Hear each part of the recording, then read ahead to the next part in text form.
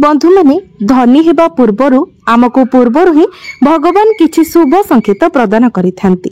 जेतेबेले भाग्योदय हेबार थाए, भाग्य रे अपार धन संपत्ति प्राप्ति हेबार थाए, सेतेबेले पूर्वरु ही भगवान आमको किछि संकेत प्रदान करिथांती। कुहा जाय थाए जहा भाग्य रे लिखा जाय थाए ताहा निश्चित भाबरे मिली थाए, किंतु सही संकेत को जानिबा बहुत आवश्यक अटे। एमिति संकेत केवल सेही मानंकु मिली थाए जहा उपरे मां लक्ष्मीकर आशीर्वाद रही थाए। तेबे आसंतु जानिबा सेही शुभ संकेत गुड़िक विषय, जो संकेत गुड़िक आपणक जीवन रे खुशीर वर्षा कराई थाए। धनवान हेबार इच्छा कहा मनरे बा न थाए, समस्ते चाहिथांती तांको जीवन रे अपार धन संपत्तिर वर्षा हेउ, किंतु यह सेतेबेले संभव होइथाए जेतेबेले मां लक्ष्मी प्रसन्न होइथांती। जेतेबेले मां लक्ष्मी कहा उपरे प्रसन्न होइथांती तांको जीवन रे सुख समृद्धि धन वैभव आसीबाकू लागिथाए। बंधु माने जेतेबेले कहार भाग्य बदलिबा पई जाउथिबो, भाग्य रे अनेक धन प्राप्ति हेबार थिबो, सेतेबेले शास्त्र रे किछि विशेष संकेत मिलिबाकू लागिथाए। जदि आपण सेही संकेत को जानि जिबे तेबे आपणको आपणक सफलतार मार्ग सहज होइजिबो। जदि आपण मध्य चाहुचंती आपणको मां लक्ष्मीकर आशीर्वाद सदा सर्वदा प्राप्ति हेउ, तो निश्चित भाबरे आपण माने कमेंट बॉक्स रे जय मां लक्ष्मी निश्चय लिखंतु एवं वीडियोटी को लाइक करी चैनलटी को सब्सक्राइब करि दियंतु। तेबे बंधु माने प्रथम संकेतटी हेउची जेतेबेले आमे नेबा आनिबा करिबा बेले अचानक आम हातरू पैसा तले पड़ी जाए, साधारणतः आमे एहाको खराब संकेत भाबी नै थाउ किंबा मनरे किछि व्यस्तता आसी जाय थाए, किंतु सत एहा जे वास्तव रे एही घटना शुभ संकेत होई थाए। एहार अर्थ हेउची जल्दी ही आपणक गृह रे धनर आगमन हेबाको जाउछि। मां लक्ष्मी को कृपारु आपणको अचानक धन प्राप्ति हेबाको जाउछि। अजणा स्रोतरु आपणको धन प्राप्ति हेबाको जाउछि। सेथिपाई जेतेबेले आपणक हातरू पैसा पड़िजिबो तेबे चिंता करिबा छाड़ी प्रसन्न होई जांतु एवं मां लक्ष्मी को आपण धन्यवाद जणांतु। बंधु माने जदि ठंडा पाखरे आपण केउ आडे बाहर को जाउछंती, अचानक आपणकर नजर कोनोसी एक सुंदर स्त्री उपरे पड़े जे कि हलदिया रंगर साड़ी पिंधि थिबो, एही दृश्य को मध्य आपण अणदेखा करंतु नाही। एहार अर्थ एहा जे आपणकर धन लाभर समय पाखई आसुछि। विशेषतः गुरुवार दिन जदि कोनोसी स्त्री को आपण हलदिया रंगर वस्त्र रे देखिछंती, तो एहा बहुत ही शुभ संकेत होइथाय। एहा दर्शाई थाए जे मां लक्ष्मी आपणक उपरे बहुत प्रसन्न अछंती एवं आपणक उपरे मां लक्ष्मी कृपा वर्षा करिबाको जाउछंती। द्वितीय रे आपण केउआडे बाहर को जीवा रास्ता रे नेउल जदि रास्ता पार करे तेबे एहा मध्य बहुत शुभ संकेत देई थाए। शास्त्र अनुसार नेउल रास्ता काटिबा धन लाभर प्रतीक होइथाए। एही संकेत को अणदेखा न करी मां लक्ष्मी को आपण धन्यवाद ज्ञापन करंतु। सकाळु सकाळु जदि आपणक घर अगणा को केउ गाई आसी जाउछि अथवा रास्ता रे आपणकु खैरिया रंगर गाई देखा जाए, तेबे एहा बहुत शुभ संकेत होइथाए। एहा एही कथार संकेत प्रदान करिथाए जे खूब शीघ्र आपणकर भाग्योदय हेबाको जाउछि, आपणकु अनेक धन लाभ हेबाको जाउछि। आपण जदि पारिबे तो गाई को रुटी दे गाईर आशीर्वाद नियंतु एवं मने मने मां लक्ष्मी को स्मरण करंतु। बंधु माने जदि कोनोसी व्यक्ति को स्वप्न रे मोती हार मुकुट देखा जाए, तेबे बुझी जांतु जे मां लक्ष्मी सेही व्यक्ति को घरे स्थायी निवास करिसंती। एही स्वप्न एहार संकेत देई थाए कि धन संपत्तिर भंडार आपणक जीवन रे आसीबाको जाउछि। एहा छड़ा जदि व्यक्ति को स्वप्न रे डाहाण हाथ को धला रंगर साप कामुड़ीबार देखा जाए, तेबे एहाको मध्य अत्यंत शुभ संकेत बोली माना जाइथाए। एही सब संकेत को बुझी आपण धनर देवी मां लक्ष्मी को धन्यवाद दे मां लक्ष्मी को स्मरण करी तांकर कृपा आशा करंतु।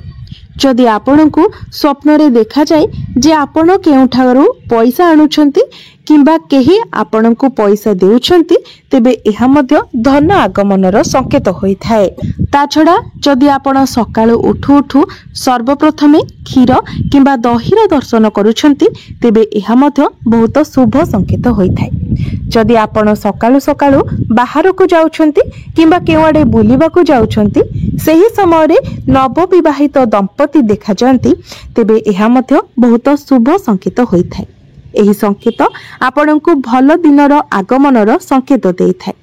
ବନ୍ଧୁମାନେ, ଏମିତି ହୋଇଥାଏ ଅଚାନକ କୌଣସି ପକ୍ଷୀ ଆମ ଉପରେ ଯଦି ମଳତ୍ୟାଗ କରିଦେଇଥାଏ, ସେହି ସମୟରେ ଆମେ ରାଗିଯାଇ ଏହାକୁ ଅଶୁଭ ବୋଲି ମାନିଥାଉ, କିନ୍ତୁ ବାସ୍ତବରେ ଏହା ବହୁତ ଶୁଭ ସଂକେତ ହୋଇଥାଏ। ଭାଗ୍ୟୋଦୟ ହେବା ପୂର୍ବରୁ ଆପଣଙ୍କୁ ଏପରି ସଂକେତ ମିଳିଥାଏ। ଲୋକମାନ୍ୟତା ଅନୁସାରେ ଯଦି କୌଣସି ପକ୍ଷୀ ଆପଣଙ୍କ ଉପରେ ମଳତ୍ୟାଗ କରିଦିଏ, ତେବେ ଏହା ଭଲ ସମୟର ଆଗମନର ସଂକେତ ହୋଇଥାଏ।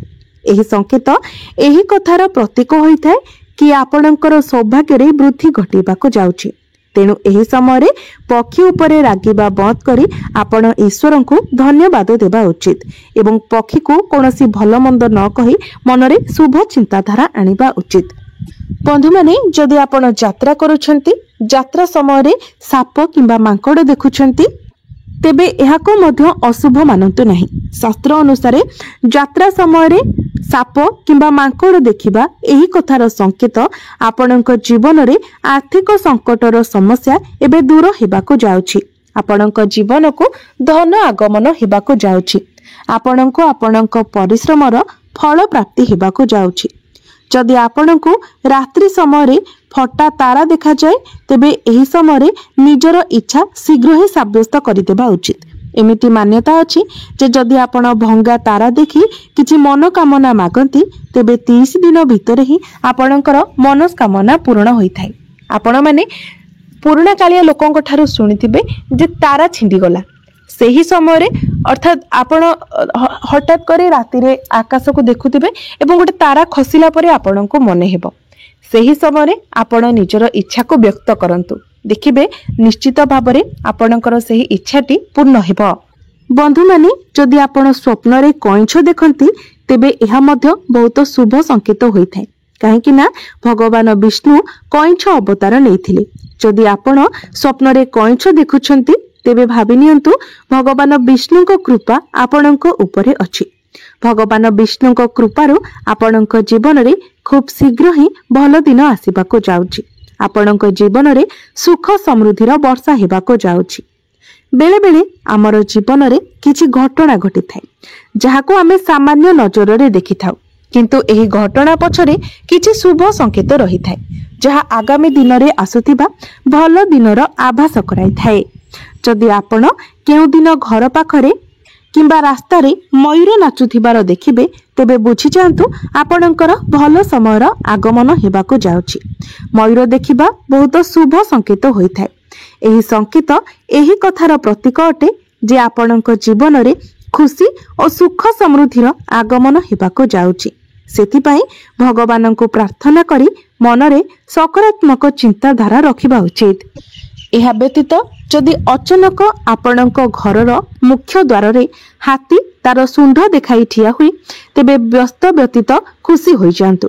ଏହା ଏହି କଥାର ସଂକେତ କି ମା ଲକ୍ଷ୍ମୀଙ୍କର ବିଶେଷ କୃପା ଆପଣଙ୍କ ଉପରେ ଅଛି।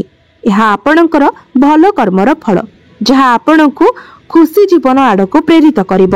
ଯଦି ଆପଣଙ୍କୁ ସ୍ୱପ୍ନରେ ସୁନେଲି ରଙ୍ଗର ସାପ ଦେଖାଯାଏ, ତେବେ ବୁଝିଯାଆନ୍ତୁ କି ଆପଣଙ୍କର ଭଲ ଦିନ ଖୁବ୍ ଶୀଘ୍ର ପାଖେଇ ଆସୁଛି। ଏହା ଏହି କଥାର ସଂକେତ କି ଆପଣଙ୍କର ଭାଗ୍ୟ ଏବେ ମଜବୁତ ହେବାକୁ ଯାଉଛି। ଆପଣ କେଉଁ ରାସ୍ତାରେ ଯାଉଛନ୍ତି ଓ ବାମ ପାର୍ଶ୍ୱରେ ମାଙ୍କଡ଼, ସାପ ଓ କୁକୁର ଦେଖାଯାଆନ୍ତି, ତେବେ ଏହା ଆପଣଙ୍କ ଗୃହକୁ ଧନ ଆଗମନର ସଂକେତ ଦେଇଥାଏ। ଯଦି ସକାଳୁ ଉଠିବା ମାତ୍ରେ ପୂଜାର ନଡ଼ିଆ ଦେଖୁଛନ୍ତି, ତେବେ ଏହାର ଅର୍ଥ ହେଉଛି ଆପଣଙ୍କ ଉପରେ ମା ଲକ୍ଷ୍ମୀଙ୍କର କୃପା ଅଛି। ବେଳେବେଳେ ଆମ ପାଖରେ କିଛି ଘଟଣା ଘଟୁଥାଏ, ଯାହା ଆମର ଭଲ ସମୟର ସଂକେତ ଦେଇଥାଏ, କିନ୍ତୁ ଆମେ ଏହାକୁ ଅଣଦେଖା କରିଦେଇଥାଉ। ଯଦି ଆପଣଙ୍କ ଘର ସାମ୍ନାରେ କୌଣସି ଗଛ ଆପେ ଆପେ ଉଠିଯାଏ, ତେବେ ଏହାକୁ ହାଲକା ନିଅନ୍ତୁ ନାହିଁ। ଏହା ଏହି କଥାର ସଂକେତ ଦେଇଥାଏ ଯେ ଆପଣଙ୍କର ପରିଶ୍ରମ ଏବେ ଫଳପ୍ରଦ ହେବାକୁ ଯାଉଛି। ବିଶେଷ କରି ଯଦି ଆପଣଙ୍କର ଘରର ଅଗଣାରେ ତୁଳସୀ ଗଛ ଆପେ ଆପେ ଉଠିଯାଏ, ତେବେ ଏହା ବହୁତ ହିଁ ଶୁଭ ସଂକେତ ହୋଇଥାଏ। ଏହା ସାକ୍ଷାତ ମା ଲକ୍ଷ୍ମୀଙ୍କ ଆଗମନର ପ୍ରତୀକ ହୋଇଥାଏ। ବନ୍ଧୁମାନେ, ଆମେମାନେ କୌଣସି କାମରେ ରାସ୍ତାରେ ଯାଉଛେ, ଯଦି ଯିବା ସମୟରେ ଆମର ମନେ ପଡ଼ିଯାଏ ଯେ ଆମେ କୌଣସି ସାମାନ ଭୁଲି ଯାଇଛେ, ତେବେ ଏହାକୁ ଆମେ ଅଶୁଭ ବୋଲି ଭାବିଥାଉ ଏବଂ ମନେ ମନେ ଚିନ୍ତା କରି ବସୁ, କିନ୍ତୁ ସତ୍ୟ ଏହା ଯେ ଏହି ଘଟଣାର ସଂକେତ ଏହା ଆପଣଙ୍କର ଖରାପ ଦିନର ଅନ୍ତ ହେବାକୁ ଯାଉଛି। ଏହା ଆପଣଙ୍କର ଆର୍ଥିକ ଅବସ୍ଥା ସୁଧାରିବାର ସଂକେତ ଦେଇଥାଏ। जदि घरे किंबा मंदिर रे भगवानଙ୍କ प्रतिमारु फूल अचानक खसी पड़े तेबे यह मध्य बहुत शुभ संकेत होइथाय। यार अर्थ हेउछि भगवान आपणक उपरे प्रसन्न अछंती एवं खूब शीघ्र आपणकर मनस्कामना पूर्ण हेबाको जाउछि। तेबे बंधु माने एही भली किछि संकेत आम जीवन रे हमको देखिबाको मिलिथाय, किंतु एसबु को आमे सेतेटा गुरुत्व देइ न थाउ, कारण एसबु को आमे माने किछि साधारण संकेत बोली भाबी थाउ। आम जीवन चर्या रे एसबु को आमे खूब साधारण बोली भाबी थाउ, किंतु भगवान हमको जो संकेत देइ थांती ताको हमको बुझिबाको पड़ी थाए, जहा फल रे हमर सफलतार मार्ग आम पई सुगम होई जाय थाए। बंधु माने आमे जेहेतु हिंदू अटंती तेणु निश्चित भाव में आम मानक अगणार माँ तुलसी शोभा पाई थांती। तुलसी गछ मध्य आमको आमर भल दिन किंबा खराब दिन आसीबा पूर्वरु अनेक संकेत प्रदान करि थांती। माँ तुलसी आम गृह को घंट परी घोड़े रखि थांती। आम गृह को जदि भल समय आसीबार थिए किंबा खराब समय आसीबार थाए ता पूर्वरु ही माँ तुलसी आमको सतर्क कराई दे थांती। आपण प्रत्येक दिन माँ तुलसी को पूजा करने समय तुलसी गछ को भल भाव निरीक्षण करने उचित, जहा फल रे आपण यार संकेत को भल भाव बुझी पारिबे। बंधु माने जदि आपणकर तुलसी गछटी हरा भरा एवं झंकालिया हुए बहुत सुंदर देखा जाए तेबे यार अर्थ आपणक गृह रे माँ लक्ष्मी स्थायी निवास करिसंती। आपणक उपरे माँ लक्ष्मी बहुत ही प्रसन्न अछंती, जहा फल रे आपणक गृह रे धन धान्य निश्चित भाव में वृद्धि घटिबो। आपणक गृहर सदस्य माने मध्य तांकर जीवन रे बहुत किछि सफलता लाभ करिवे। किंतु जदि आपण देखंती जे आपणकर तुलसी गछरु पत्र आपे आपे सुखी झड़ी जाउची तेबे एहाको अशुभ संकेत माना जाय थाय, किंबा तुलसी गछटी जदि मध्य आपे आपे सुखी जाउची तेबे एहाको मध्य अशुभ माना जाय थाय। एपरि परिस्थिति रे आपण तुरंत आउ गोटिए तुलसी गछ लगाई तार भल भाबरे जत्न नियंतु। जदि तुलसी गछरे झिटिपिटी देखा जाए एहाको बहुत ही शुभ माना जाय थाय। यार अर्थ माँ लक्ष्मी आपणक गृह रे निवास करिसंती।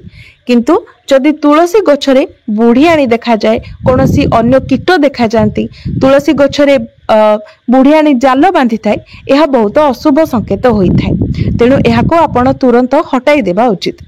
प्रत्येक दिन आपण तुलसी गछ को भल भाबरे निरीक्षण करी तुलसी गछर भल भाबरे जत्न नेबा उचित। तेबे बंधु माने आपण माने जदि आपणक जीवन रे एभली किछि संकेत देखुचंती तेबे निश्चित भाबरे आपणकर भाग्योदय हेबाको जाउची। तो बंधु माने आपनकु जदि मोर एही भिडियोटी भल लागि थाए तो भिडियो को लाइक करी चैनल को सब्सक्राइब करि देबे एवं कमेंट बॉक्स रे भक्ति एवं श्रद्धार सहित जय मां लक्ष्मी निश्चय लिखिबे।